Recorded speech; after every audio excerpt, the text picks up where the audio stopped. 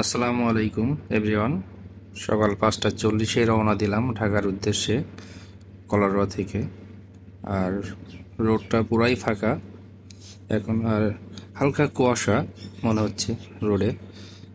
আর সকাল না হওয়াতে একটু কুয়াশা কুয়াশা মনে হচ্ছে।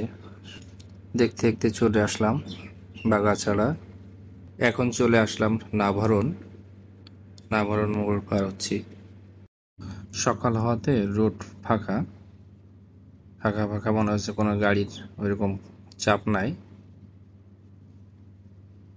আর সময়ের সাথে সাথে হয়তো গাড়ির চাপ দেখা যাবে। এখন চলে আসলাম যশোর পার হব। দেন নাস্তা করার চিন্তা ভাবনা আছে, নড়াইলে গিয়ে নাস্তা করব, সকালে নাস্তা। এটা হলো যশোর নড়াইল হাইওয়ে। রাস্তাটা প্রশস্ত হয়, ভালোই লাগছে। এখনও পুরোপুরি রোডের কাজ কমপ্লিট হয় নাই। আর সামনে কিছু ভাঙা এরিয়া আছে, ওটা ব্রিজের কাজ চলছে, এই জন্য রাস্তাটা এখনো ঠিক হয় না। এইভাবে চলে আসলাম নড়াইলে, আর এখানে নাস্তা করব। সেভাবে এখানে ভালো কোনো হোটেল বা রেস্টুরেন্ট নাই। আর বিশেষ করে ঈদের ছুটির পরে এখনো তাদের হোটেলগুলো এখনো খোলে নাই, ভালো হোটেল বা রেস্টুরেন্টগুলো। এখানে যে একটা হোটেলে ঢুকলাম নাস্তা করার জন্য, নাস্তা করে আবার রওনা দিব। কিছুক্ষণ ওয়েট করব, এখানে রেস্টের প্রয়োজন আছে, একা একা এত দূর পথ। হোটেলের ভিতরে একটা জিনিস চোখে পড়লো, বাকি দেওয়া বন্ধ। বাকি দিলে কি কি সমস্যা হয়, ইন্টারেস্টিং লাগছে আমার কাছে এই জিনিসটা।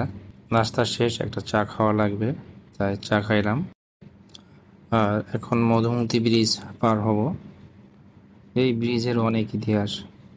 যখন ঢাকা থেকে বাড়িতে ফিরতাম, তখন তখন এখানে ছিল ছোট্ট একটা ফেরি, এই ফেরিতে পার হতে হতো। ফেরি দিয়ে ভাঙ্গাতে গিয়ে আরেকটা চা বিরতি দিব, দেন পদ্মা সেতু পার হয়ে আরেকটা বিরতি দিয়ে ঢাকা ব্যাক করবেন। ভাঙা মোড় চলে আসলাম, আর একটা চা নিলাম। আর কিছুক্ষণ এখানে ওয়েট করব রেস্টের জন্য, দেন আবার ঢাকার জন্য রওনা দিব। পদ্মা সেতুর টোল প্লাজায় চলে আসলাম, আর এখানে অনেক জ্যাম। বিশেষ করে বাইকের জন্য সিঙ্গেল লেন করে দিয়েছে, 2টা লেন, আর এই জন্য জ্যাম।